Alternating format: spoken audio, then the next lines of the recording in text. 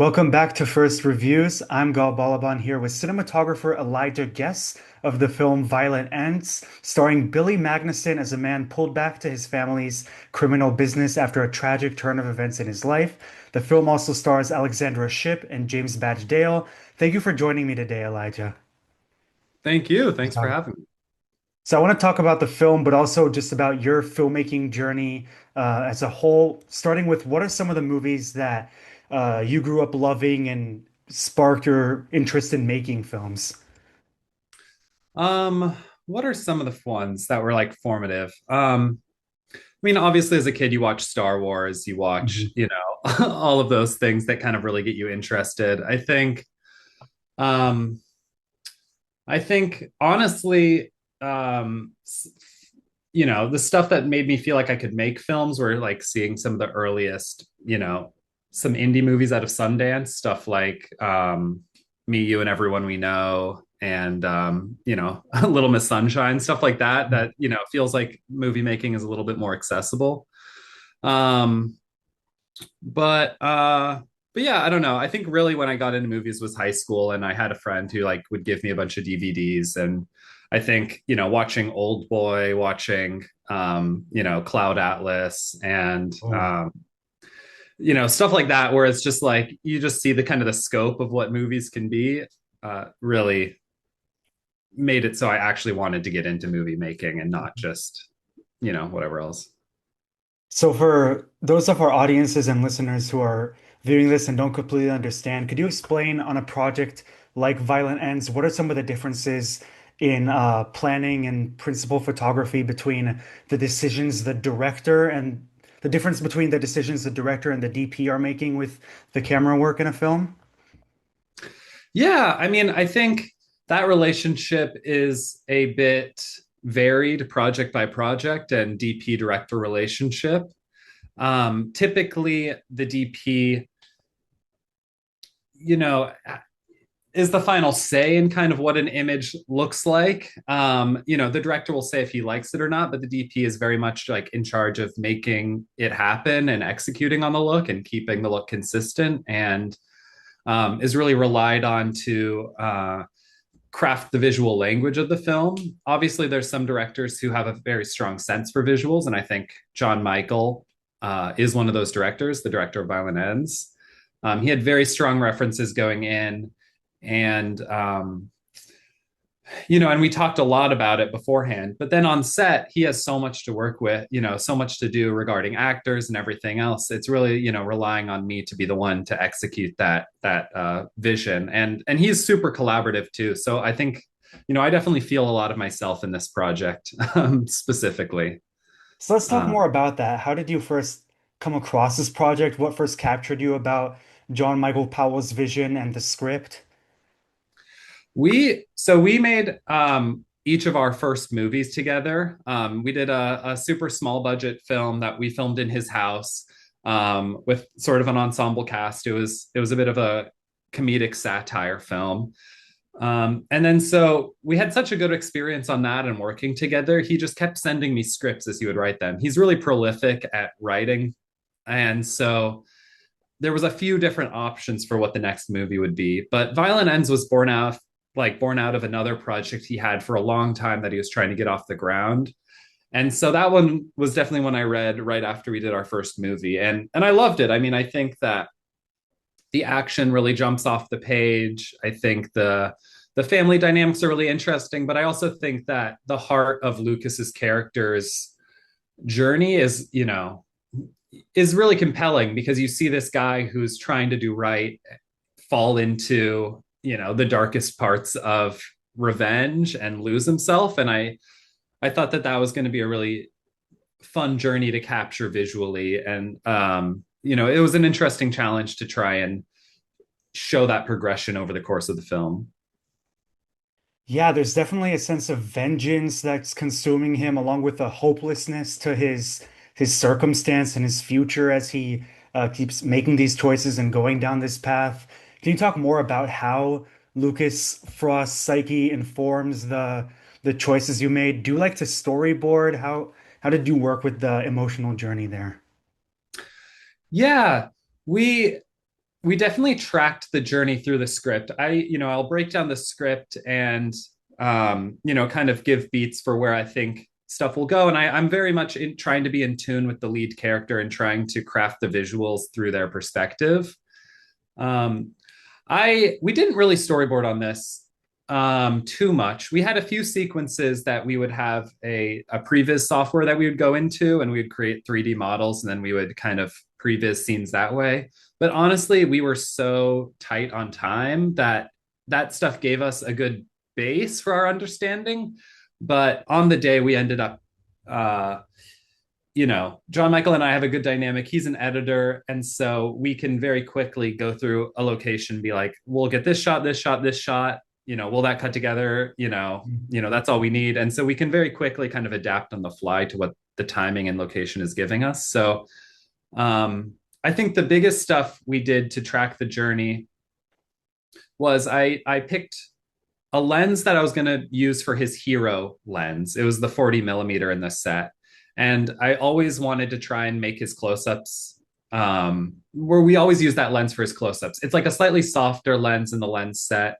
We were using the Panavision like ultra speeds, I believe they're called. And the 40 mil is a little softer, a little bit wider than the 50. And it felt nice for his, you know, the idealism of him, and it was a little warmer. And then as it goes on, there's a certain point I switched to using the 50, which is a little bit sharper, a little bit more clinical, and so I just wanted to kind of do things like that to subtly shift how we're seeing him and how he's seeing the world. Another big element of it was we were filming in fall because that's the best weather to shoot in that part of in Arkansas. In the summer, it's way too hot and humid. In the winter, it's way too cold. So the fall is kind of this beautiful window, but it also means that the leaves are changing very rapidly. So we planned the schedule around when the leaves were falling to kind of track that emotional journey as well. So a lot of the romance stuff in the beginning, where we really needed to sell this, this romance between Lucas and Emma, we made sure to be at the top of the schedule when the leaves were all, kind of beautiful fall colors. And then by the time he totally loses himself, we put that more at the end of the schedule. It was necessary to do that as well to track his emotional journey and make sure that, we didn't have these beautiful landscapes when he's kind of losing himself to this darkness. Yeah, absolutely. What's the location scouting process like for a movie like this, and how long were you shooting for? We went out to Arkansas 2 or 3 times, the director, producer, and myself. And we had a location scout or a location person who was local who would show us around to all sorts of places that he picked. But also along the way, we always had a keen eye for like, let's see if there's a better option that we just passed along the way. So, for example, the raceway scene was originally written as a baseball scene, but we just passed this awesome looking dirt track raceway.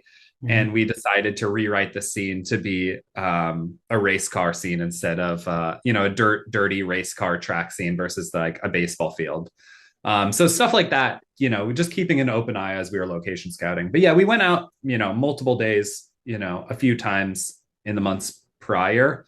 And then once we were on location, maybe 3 weeks before for prep, we also just did a bunch of location scouting, driving around, just seeing different houses and stuff like that. I don't remember exactly how many days our shoot was. I think around 24, 25. Okay. Yeah. What was either the longest or most challenging scene to shoot there? There was a few. I think I think that the warehouse scene was pretty tricky because it was such a big space. The warehouse Yeah. scene is the one where that drug deal goes down. It's by the river. It's where Sid kind of really, shows his teeth. And then also we filmed Lucas, escaping as he gets kind of caught in that moment. And it's this huge warehouse, and just the physical practicality of moving around that space really took a lot of time. And so that was pretty tricky. And we also had the barn scene. It was a night scene there was a lot of practical effects, blood splatter, all of that. I think anytime you're doing a night scene, it just makes everything harder. And then, yeah, if you're trying to get blood to splatter on someone's face really precisely, always Hmm. plan out more time for that than you think, because it's really hard to get that exact blood splatter right. Yeah. So I've noticed in Violent Ends, it very much subverts in many scenes where you'd expect the camera to be either up close in the character's face or much farther, giving us distance between them. Even like the like lower lighting on their faces during a really intense conversation. And it definitely heightens or makes the intensity much more interesting in a lot of scenes. And there's even some scenes that cut between close-ups and much wider shots. So, what for you was the most important part, as you know, together with the editor and so many other parts of the crew, is what's the most important part in retaining the intensity as the scene is flowing? Yeah, I'm curious what scenes stuck out to you, like what you were drawn to. Well, there's that scene where there's like a conversation outside and they're like yelling at each other and the lighting on their faces is both dark, or the scene where it's sort of this robbery gone wrong and there's just so many cuts and the music keeps getting higher and you sort of like don't know where the camera's gonna be next. I think that's cool. I mean, we definitely wanted it to feel specific and handcrafted, and we wanted to, figure out where we felt the camera would best track emotionally, even if, there's, we tried to also steer away from classic shot reverse shot coverage. I mean, obviously there's a fair amount of that in there, but we wanted to find like more interesting ways to cover scenes just to add some variety to it as well. I mean, that robbery scene, that was a scene where I just read on the page, it felt handheld to me. Like as soon as I read it, like the chaotic nature of it, how frantic it is, how kind of messy that whole situation is. And I really love handheld operating. So that was a great one where it definitely like I do a lot of documentary stuff too that kind of Mhm. relied on me just like falling into those impulses where the way we covered it was basically following each character just naturally kind of through the space. I sort of lit the whole space so that we could shoot in any direction. And then, we had our specific shots that we needed to hit, yeah, that's the example of like I didn't want to be too prescriptive with it and be like, this is exactly how it needs to be. I wanted to showcase some of that chaos and some of the, hectic nature of that through just the way that we're approaching shooting it. Like build some of that into just the way we're making it happen. Is that something that's happened to you often where as you're reading the scene, you're identifying like this should be handheld, this should be from this angle, like that the images are already forming in your scene in your mind that correlate to the final scene? Yeah, sometimes. I mean, especially I try not be too I try to not do that when I'm reading the script initially too much, Okay. but sometimes a scene will just like stick out and be like, this is how it needs to be shot. And so there's definitely a handful of places that happens. And I think, if I have an impulse that something needs to be shot in a certain way, I usually try and honor that impulse because I feel like it's drawing on some, I think it's coming from the script. But then other times, shots come from the location as you're scouting. There's different ways that inspiration comes. But yeah, definitely there's scenes where I'll read it and I just have some impulse that it needs to be shot a certain way. I also want to mention another scene that stood out, which is an early on scene in a bank.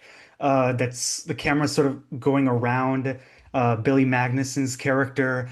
And could you talk more about how the camera sort of reveals the grandeur of that set and reveals more and more things in the frame as the scene goes along? It's a bit of a long shot there. Yeah.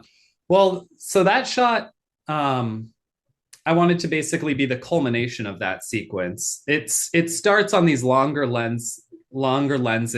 He's sort of like coming into the bank. We're really tight on him. He's looking at Mhm. something. We're not really sure what he's looking at.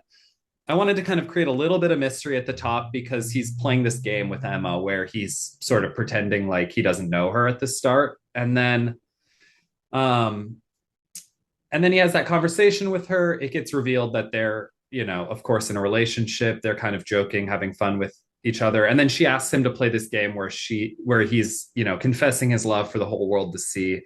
And so I wanted to come up with a way to shoot that just felt grand and felt like showy a little bit. Um, and I also just think that type of shot where it's circling around him, he's kind of looking all around, he's like addressing the whole space. It just, felt like all of a piece for that moment. It kind of tracks with how he's feeling. Like he has the whole world, he's seeing the whole world around him. He's being very out there. And, that's kind of the feeling that that came up for that. It was like a very like grand gesture from his character, the Yeah, Buddhist. definitely. He's putting himself out there. And, Mhm.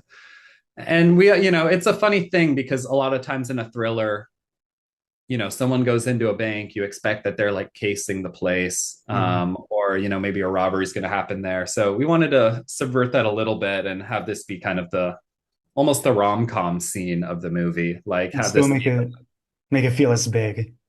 yeah. And how do you approach, I guess, lighting when shooting the outdoor scenes? We've heard about a lot of films using just natural lights in those scenes. Was that ever the case in some of the shots that we saw?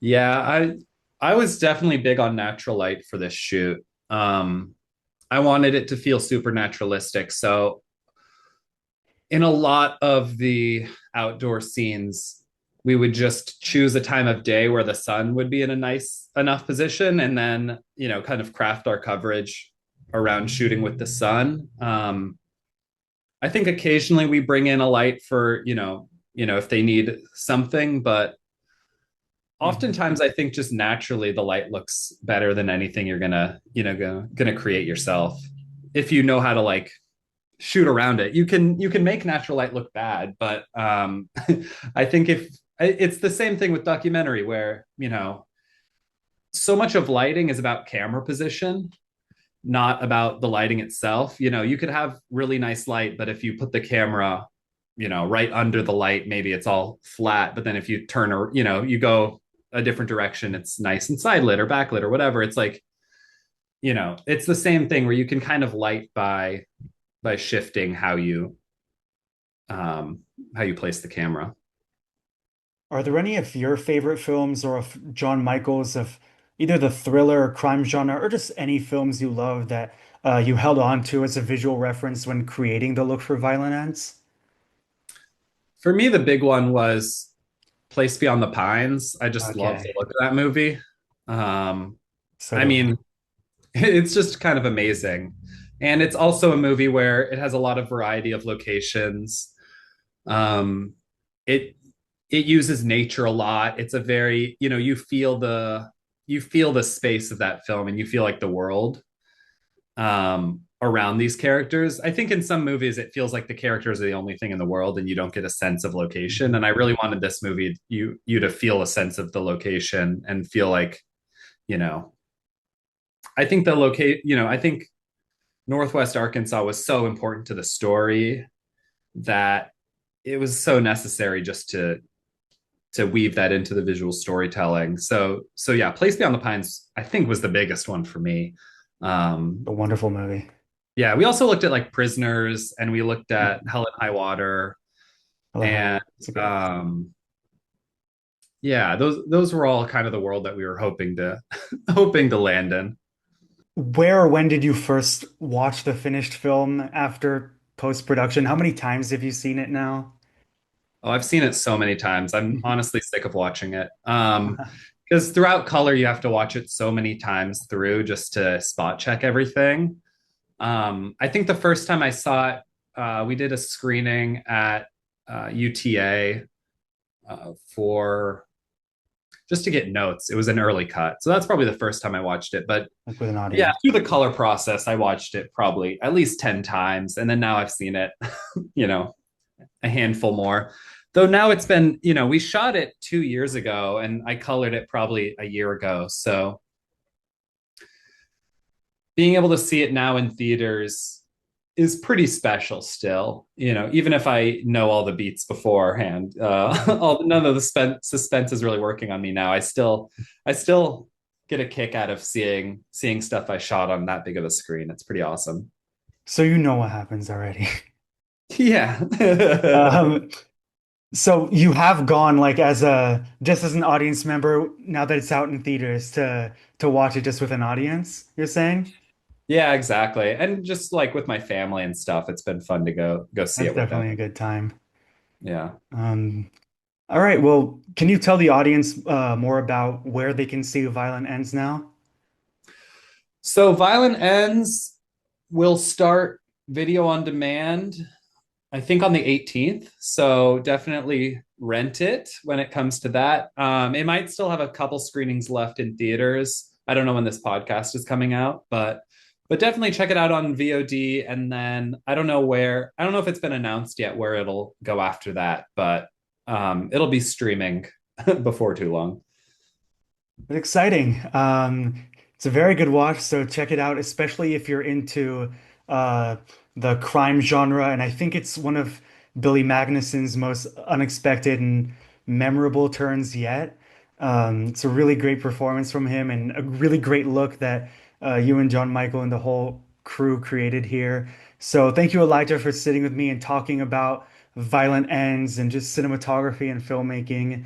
Yeah, thank you for your time and for joining us. Yeah, thank you. Really appreciate it.